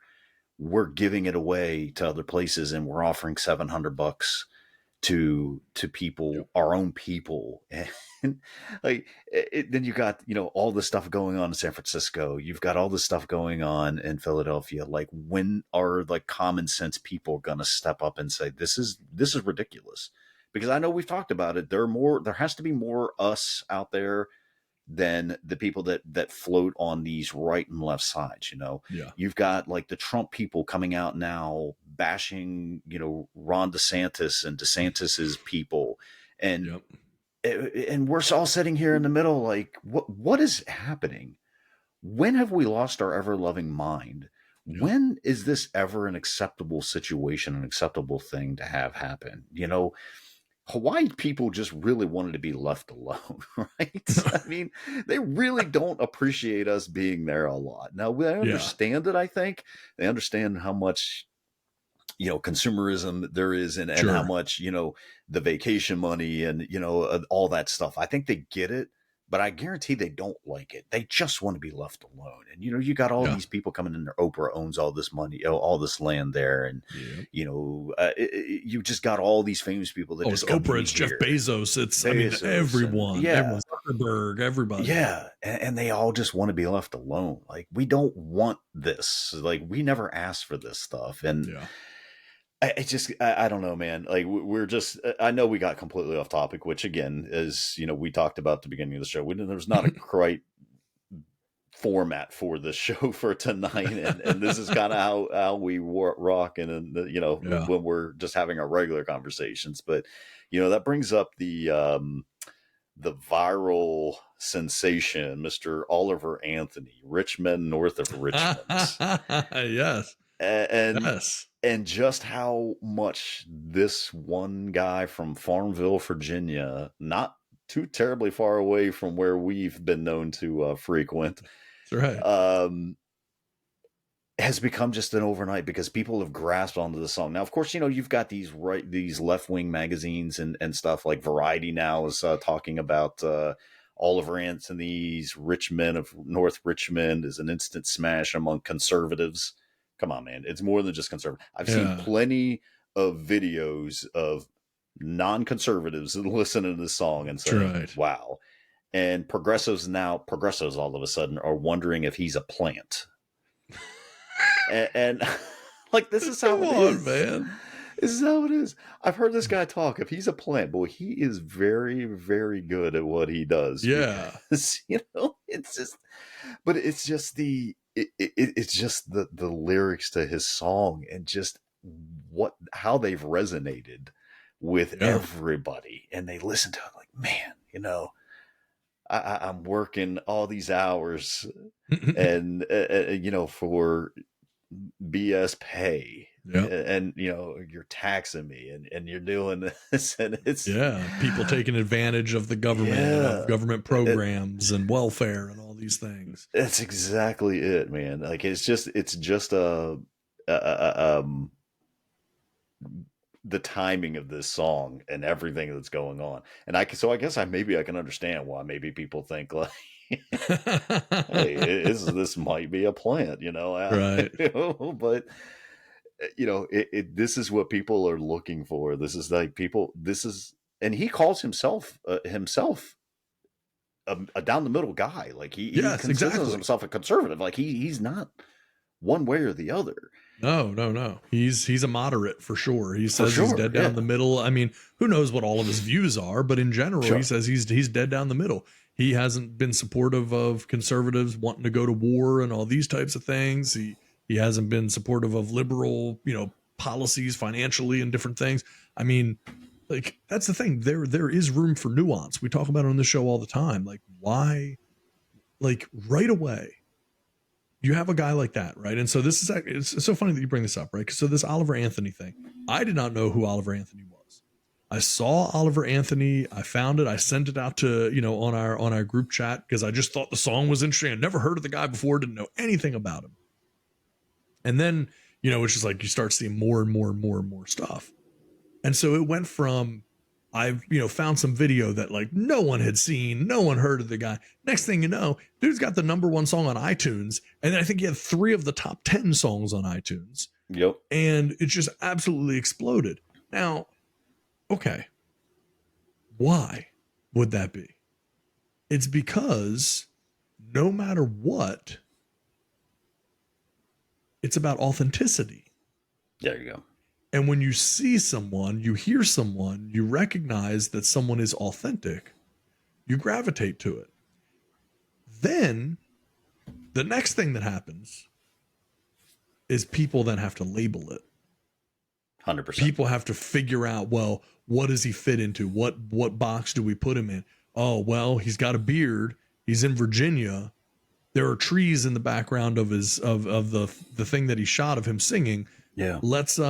He's got to be conservative. He's got to be super right wing. He's got to be a huge Trump supporter. He's got to be this. Oh, well, you know what? He mentioned welfare. These are all racist dog whistles that are put into these songs that, that rile people up. What? He talked about obesity. Yeah. How is that racist? Like, how at its core is that possible? Like, it's just, you have to make this stuff make sense. Then you look at it and you go, okay, now we're saying if a guy like this comes out who is talented and who's just trying to put out his own music, literally people were saying, you got to put this on Spotify. I can't find you here and there. And he's like, guys, I don't know how to do that. I'm trying to figure it out. I don't know. I'm not a musician guy. I'm not on a record label. I don't know how to load stuff up on this stuff. I'll try to figure it out. Right now, you're already seeing the things like you talked about. It becomes suspicion. It becomes, how do we categorize him? What's wrong? What's this about? And I guarantee you then it's going to be people digging into his past and trying to find something. And like, that's it. It's like, why can't you just listen and say, oh, I like that dude. He's got a good voice, or, I like that song, or say, nah, not my cup of tea. Who cares? But it's like this thing now it seems like people in general are just looking for identity, for their own identity, right? You would think social media has given people more identity than ever. In reality, it's stripped everyone of identity. It's put everyone in a basket. Everyone now has to fit somewhere in a basket. Yes. So the more freedom you think you have, it's just less than less, because you could be anything you wanted to be outside of, before social media and everything. That's right. Because again, you didn't know anyone's, you had an inkling, you had a suspicion, but you didn't ask, you didn't care, you didn't tell. Yeah. But, again, though, it's getting to the point, though, where people are hopefully starting to see through the bull crap and trying to see through, like, there is variety. You're already trying to pin this guy as some conservative, and oh well, it's the call of, you know, of what are they? What's the new The Nazi, dog whistles, yeah, well, the new the Nazi group, what do they call themselves? I don't even know if they're a real the group or Proud not. Boys or The something Proud like Boys that. or Yeah, something. Yeah, you know, it's like, so this is the song of the Proud Boys, you know. It's like, no, because you, like, again, if you go on to social media and you see people listening to the song and reviewing the song, I guarantee those are not Proud Boys that I've seen right. watch those videos and react to those videos. You know, Yep. it's, I'm hoping that this is just kind of a start of something. You know, I Yeah. just an unassuming guy that's kind of starting this. Like, wait a second, you know what? They're not wrong about this stuff. You know, like, eh, I don't know. Yeah. Maybe nothing will do of it. And 2 weeks from now, we won't have any idea who Oliver Anthony is. You know, I mean, I don't. But Right. you know, you just hope that there's something that just starts this conversation amongst people and amongst different, you know, right, left, whatever you are. Like, you know, nobody is really for you, right? I mean, Yes. you pay these people, you vote these people to be your voice, and they're not doing their jobs. Like, it's time for people to stand up and demand better, and to make these people do better, to demand them that you get in this office. We want term limits. We want you to if we're going to vote you in, that's the first thing you're going to work on is Yeah. term limits. And guess what? If Yeah. you don't, the next time around, you're not getting voted in. We're voting someone else in until something happens where we do this, where we have fresh voices, and we have not just this old establishment that just comes in here and just runs everything and tells everyone what to do. You know, I've seen, you know, just how anyone can, like, say that this country's in a great place at this point in time. And we're way off topic. I don't know how I'm getting on this, but I just look at my grocery bill. My Mm. grocery bill is literally $50 to $80 more than it was 3 years ago. And that might not, like, for me, like, yeah, it sucks. It hurts. You know, maybe I'm not doing quite as much. I'm not buying as much, but there's some people now that are having to make a choice between putting gas in the car, which also is up 40, 50 Sure. bucks over what it was, you know. Right. I mean, Yep. what it was, you know, you know, probably paying $25 more than I was 3 years ago, 25, 30 bucks, you know. Again, it hurts. Like, of course, I want that money in my pocket. I'm not going to, and thank God, you know, I'm blessed in that regard. But I'm not going to go broke if I have to put an extra $20 in my car. Right. But You're not I losing know, the house. but I know plenty of people that can happen to, and that it is happening to, and now they're being forced to be on different type of assistance, and you know, these things, and it's who was looking at this country and saying, we're in a great place. We're this is awesome. And you know what? Those food prices, I was telling my wife, like, it's not like these food prices are going to go down, even if Why would they?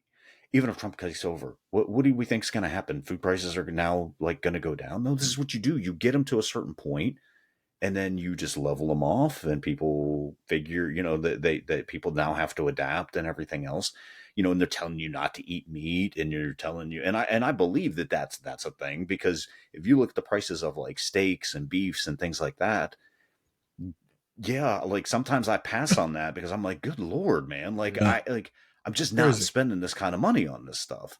But it's not like those prices are going to go back down. I mean, gas always is a fluctuation of everything else, but, like, foods and things like that, it's not like Hostess is going to all of a sudden be like, yeah, you know what, I'm going to decide we're going to go ahead and lower our cupcakes to, you know, back down to pre-COVID levels, you know, because you're not Yeah. going to do that, because now you're just taking in all that extra money, and it's just gonna, I don't know what it's gonna take. It's gonna take more than voting Trump back into office to offset this. Like, it has to be a complete and total overhaul.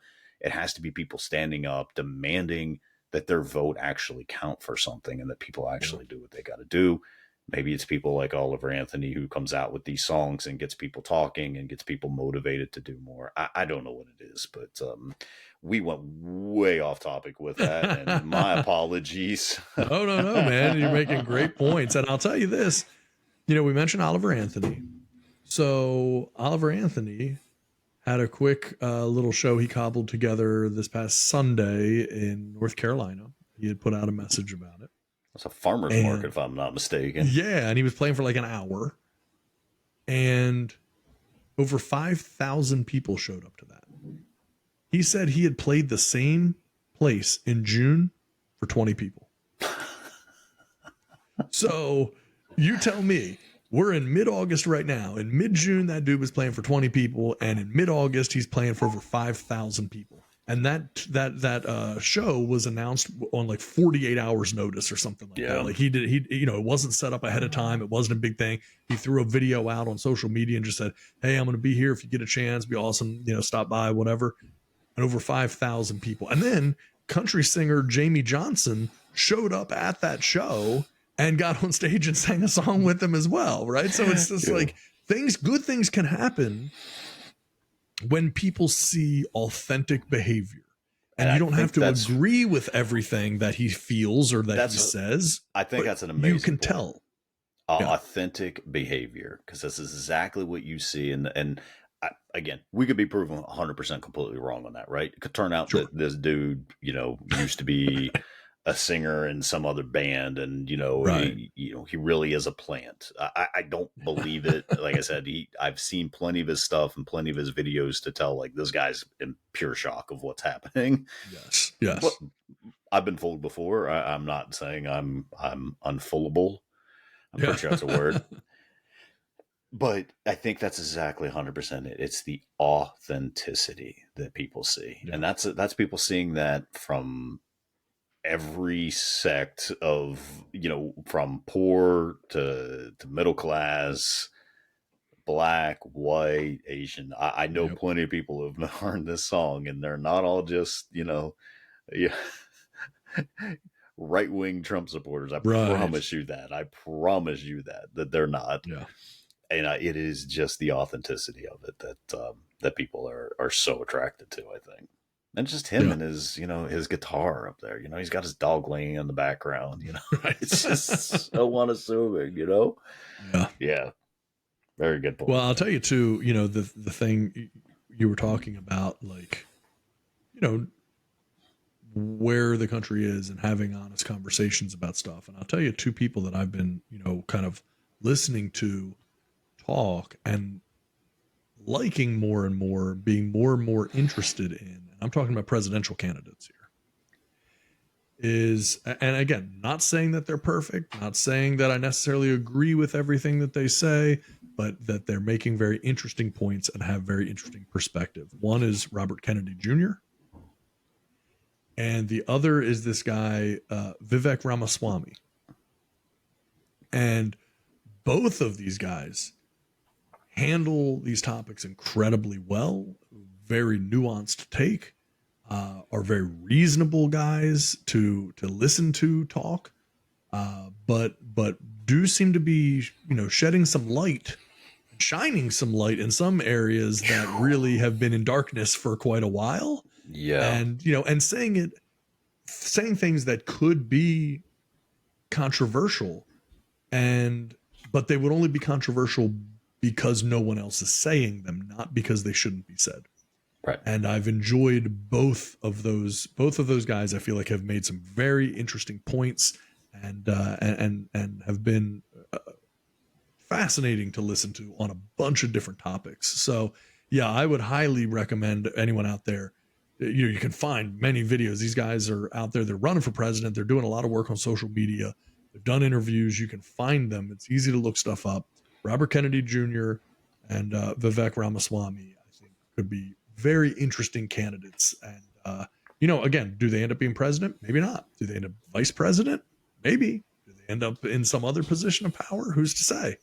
But there's a lot of interesting things, going on with them for sure. So I don't know if you've had a lot of exposure to them, but I've really enjoyed. Nope. I saw one with Vivek the other day where he was speaking with someone who claimed to be pansexual, and you I know, saw and that. it was, yeah, I just, my wife was like, what is And that? he handled it beautifully.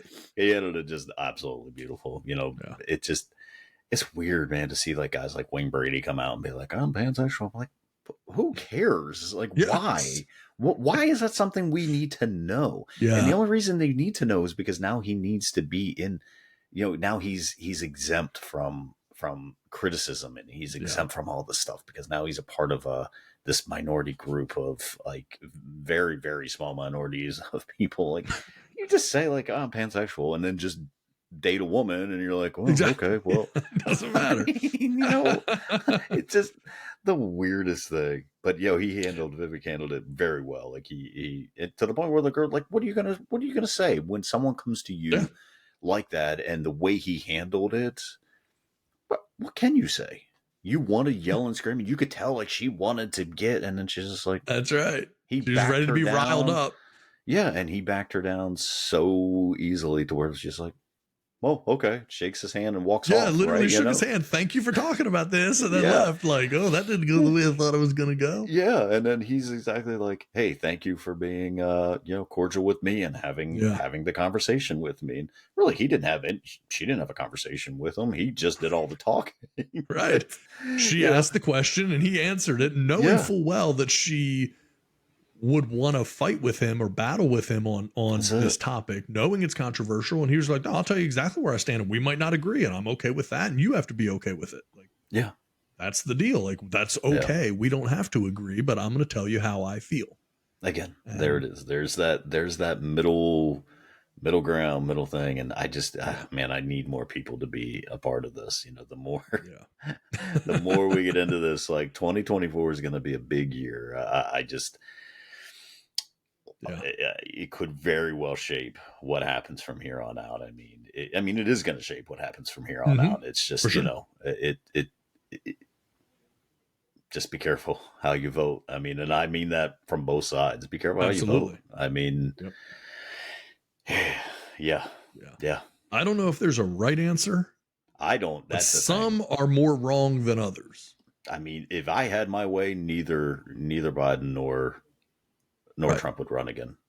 Like, they just wouldn't be allowed. Like, or Biden would just step down, and they would let it be a true. And they're not going to do that because, you know, not everyone. I mean, there's just all the special interests, and you've got all these people, and you know, people don't really care what Trump says, like, or you know, they just care how they can make money off of what he does. And I think that goes both ways, you know, because news is pretty boring now that they don't have Trump to be talking about. That was the quickest 4-year presidency of my entire life because it was nonstop every single day. I mean, you know, it's like, oh, what, a year's already up? Like, it's this controversy, it's that controversy. And, you know, that had to be, you know, CNN had to love having him as president. As much as they wanted to, you know, pretend like they hated it, they had to love it. Complained all the way to the bank. Yeah, exactly right. And you saw what happened after he gets out. Now they're losing viewerships and people are getting fired, and you know, it's falling apart. It's falling apart because now you don't have any. You've built this up to where now you have to, like, you were so extreme with it and people were so into it, and then when it's done, and now you're not going to play the same way with the next president, and people are like, well, this kind of is boring. Yeah, I don't want to hear about this.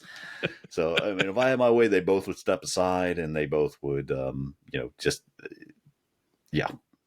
I mean, because I don't know. I mean, Kennedy would have to run as an independent, I suppose. I mean, I think so, but I mean, because I don't know who they're going to put in. I mean, like, who's gonna make him the Democratic candidate, because they're literally having to put him in front of Biden, even though. And I don't think they would do that. Can they do that? I don't know. I mean, I don't know. I'm not real sure. Again, if Biden says he's running and he's already said it, then I think he's got to be the candidate. He's the president. Like, I mean, I guess right. So I mean, I assume the DNC would appoint him. I don't know that that's ever been something that they haven't. Right. I don't know. Again, reasons why I can never be president, because I don't know how any of this stuff works. So. Well, let me say this. It would definitely be a pretty negative sign if a sitting president couldn't, if his own party was like, no, we want this guy to be the candidate moving forward. Like, that's a bad sign for you. Or you two can have a runoff and determine, Yeah. So, yeah. But then if he goes independent, now you're like, it's just, so hard. It's so hard. Yeah. I've always said like having just the 2-tiered system is like, it just not, it just doesn't work. I mean, and I get like, but you're just taking votes away from one side or the other. Like there's got to be a better way to do this. Although I don't know what better way is for people just to vote for who they think is the best candidate. They want independent people to run because it just takes away those precious votes from that. Right. So, I mean, yeah. And Kennedy would get probably as much as probably Ross Perot was probably the most famous independent that garnered the most votes. But I guarantee Kennedy would definitely have topped that if he runs. But he's got the name, he's got the look, he's got the experience.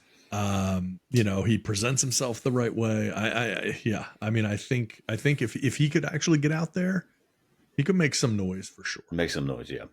And that just depends on who he takes votes away from, because that would be the only thing. So, yeah, it'll be interesting. Yeah. All right. Well, why don't we do this? Let's get ready to wrap this sucker up. Do you have anything else you want to touch on? I've got two quick little trivia, not even trivia. I got two baseball facts that I'm going to end with. Before anyone says, well, I'll turn this off, I don't care about baseball too much, I've got two that you might be interested in. All right. That we'll close out with. But you have anything before we do that? No, I mean, some football things. Oh, yeah. Dalvin Cook signing with the Jets. Bills, I feel like, really messed up an opportunity there. We'll see. And then, surprisingly, Ezekiel Elliott with the Patriots. He's a short yardage guy, man. I mean, he's just, yeah. I mean, it's a great thing, but Ramondre is a great running back there. So, I mean, and I don't know where Dalvin fits in with the Jets. I mean, Breece Hall's coming back. He was the guy they drafted, so very weird. Jets clearly going for it. Good for them. Yeah, it's a 1-year deal with Dalvin Cook, so I think they're just looking at it like Breece will be fine. He'll get over this. We're going for a Super Bowl. We're going for it. So, I mean, it's got to be fun for the fans. I mean, it's just they haven't made the playoffs in a decade. So, I mean, it's probably more than that at this point, probably 12 years. Yeah. Mark Sanchez, right? Would have been like the last one with Rex Ryan. So, it's good for them. It's nice to see they actually have something to look forward to going into the season instead of always the false hope of the next great quarterback hype coming through. So, but that's it. We'll be doing, I guess here in a couple of weeks, we'll be doing our football season picks and prognostications. Yeah, they're going to be awesome. They'll be definitely take these to the bank when we give these. There's no biases at all or anything. Nope. So. Nope. I mean, I'm considering. I definitely think Justin Tucker is going to win MVP. The Ravens kicker. Take that to the bank right now. So get the odds now, because once we put it out, Caesars and everybody, they're gonna change the odds. This is the time to get in. Steelers will be the first 20-0 team in NFL history. Yeah, there you go. So these are the time. This is the time. You take advantage of these early betting lines to really lock in some big wins. 2 weeks from now, make sure you're tuned in, because we're going to make you some fat cash. That's right. Have your accountant on the call or listening as well. Like you want somebody right there ready to move money as needed. As Colin Cowherd once said, I move the needle. So yeah, I wish he would. Yeah. I know exactly what he should do with that needle. So I got a couple quick things here, man, and then we'll wrap this sucker up. So a little baseball fact. I thought this was pretty interesting. So the rule was in baseball that if a ball passed the foul pole fair, but then curved foul behind it, it counted as a foul ball. That used to be the way foul balls were considered. So if it curved behind the pole, and then went foul behind the pole. So nowadays, that's a home run. A straight line and that runs indefinitely forever. That's right. Kind of like that whole football thing where that line extends for around eternity. The world. Yeah, that's right. So there was also a rule for a time that balls hitting beyond the wall and then bouncing back into play were live balls. It's estimated that Babe Ruth lost about 75 home runs because of those two rules. Oh my gosh. 75 home runs because, it would hit the stands and come back in. Well, that's not a home run. And if it curved behind the foul pole and, that's not a home run. Yeah. Babe Ruth lost approximately 75 home runs due to those two things. Poor Babe Ruth. Yeah. Poor guy can't get a break. Don't feel too bad for him, considering he never it turned out okay. But yeah. And considering he never once had to face a person of color on the mound or anything. So, yeah. Yeah. We'll let this one pass Major League Baseball stats. Now, here's another one. You will remember, certainly, because this is a guy who played in our formative years watching baseball, Jamie Moyer. Remember pitcher Jamie Moyer? Yeah. Pitched for Kansas City Royals, Seattle. I think he pitched for a couple teams, right? Yeah. During Jamie Moyer's first season. You okay over there? Yeah. I think so. I was looking down. I was like, what just happened? Thought that fox got in. Scratching at the door. So during Jamie Moyer's first season pitching in the major leagues, Phil Niekro was still in the league. And during Jamie Moyer's last season, Bryce Harper was a rookie. Jeez. Which is crazy because Phil Niekro signed as a pro in 1958 and Bryce Harper was drafted in 2010. What is that, a 25 plus year career? I mean, it has to be, it's right? Crazy. It is crazy to think. Phil Niekro signed in 1958, but played. I mean, he played for such a long time. Well, yeah, he probably played 40 years. Yeah. Yeah. And then, so Jamie Moyer, first season, Phil Niekro still in the league. Last season, Bryce Harper, a rookie. So that's the span from 1958 to 2010. Is between Phil Niekro starting in baseball and Bryce Harper starting in baseball, and Jamie Moyer right in between, the center of the Venn diagram between Phil Niekro and Bryce Harper. 25-year career. Yep, he's 60 years old now. Jeez, crazy. Jamie Moyer is. Jamie Moyer is 60 years old. Wow. Yeah, that's insane. Wow, golly, that makes you feel bad. Yeah. Well, I think he was about 46 when I was watching him. So. That's exactly it. Yeah, it's like I don't want to think about the fact that I saw Jamie Moyer pitch at 26 and now he's 60. Now he's gonna be on the cover of AARP, and meanwhile I had his baseball card when I was a kid. Right. Oh my gosh. Yeah, so shout out to you, Jamie Moyer. Yeah. So anyway, I had those two baseball things. I have lots of other stuff, but want to be conscious of time, so we don't. Well, let me throw one baseball stat at you. This is the greatest player of all time, in my opinion, and I'm 100% correct. Barry Bonds. Listen to these stats from 2001 to 2004. All right. 349 batting average, 559 on base percentage, 809 slugging percentage, 486 runs, 438 RBIs, 209 homers, 8 triples, 112 doubles, 244 singles, 755 walks, 284 of them were intentional, and 239 strikeouts.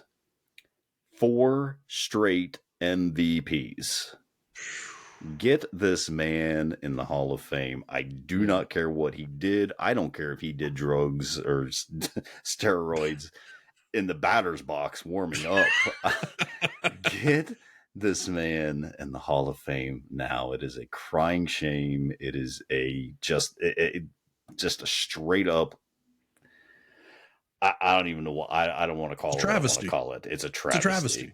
It's just these old head baseball writers who have such an ill will towards him because he was not very kind to them. Yep. And they're just using this as a grudge. And let's be honest, he never got technically caught. We all know he did. I mean, I don't think anyone has any unless he just was really, really good at working out and, ballooned Incredibly up the good. way he did. He's so good it made his skull bigger. He was doing skull exercises. But let's not pretend that every person in that era was doing it and that Major League Baseball was encouraging it. Get this man in the Hall of Fame. The greatest single player of my entire life I've ever watched. And I'm old enough to have seen many a player, and there's never been. I remember when not John Madden. Who's Madden? Joe Madden? You mean the Major League? Yeah. Joe Madden intentionally walked this man with the bases loaded. And I said, my gosh, man, like, how scared must they be of you? They would rather bring a run in by intentionally walking you. Get this man in the Hall of Fame. Yeah. Well said. Well said. Thank you. I really went off topic a lot today, so I apologize for everyone out there. We need to get Barry Bonds on the show. Yeah. If you're listening, we should reunite the Killer Bees on this show. Bobby Bonilla, Barry Bonds, come together on You Get the Horns. You're welcome here. Time to talk. Yeah. Yep. I don't even know if they have fences that need mending, but you know what? If you do, let's mend those fences here. Let's mend them. Let's get the Killer Bees on this show. Yeah. We'll bring in Andy Van Slyke just to be the middle person. And yeah, the old mediator himself, Andy Van Slyke. Stay right in between. Just keep everybody moving and happy. And yeah. Maybe we'll bring in Matt Williams as well, because I think he really disliked Matt Williams, and I think Matt Williams really disliked him as well. So we'll bring him. Barry's got a lot of fences to mend. Barry, come on, we'll figure out who you offended, and we'll get you in. And we'll bring them on, surprise you with them, and this is force a conversation. We will single-handedly get you back in that Hall of Fame where you belong. That's right. Yeah. That's right. We're gonna make this happen for you, Barry. So. Yeah, I mean, and listen, Bobby Bonilla, you're welcome on by yourself, clearly, but really, we're really trying to make this a two player thing here. So I was gonna say a twosome, but then that felt close to threesome, and then I was gonna say a two-way. That also felt weird. So I just got stuck on where to go. Got stuck on the two. I got you. Yeah, I went into a loop there. I couldn't get off. Oh boy. All right. Well, anyway, I think we've done enough damage. We've said all that there is to say. We've said too much, and yet not enough. And yet still it's never quite enough. Never. But anyway, with that having been said, we will wrap it up for this episode. Thank you to our global audience. And for those of you listening, if you enjoy the show, as you do, we hear from you. We hear from many, many of you that do enjoy the show. Encourage you to share the show with your friends, your family. We're trying to grow this thing. We're always trying to build the army. Share the show, man. Put it out there. Bring people into the fold. If you interact with us, particularly on YouTube, we're very active in the comments and, talking with folks. We have a lot of people that, are consistently, listening and commenting on our stuff. And we've made some great friends through the show. So, make sure you're sharing the show, keep it going for people. And we'll do our best to keep you entertained and have a good time. Absolutely. So, with all that having been said, thank you, everybody, and good night. Good night.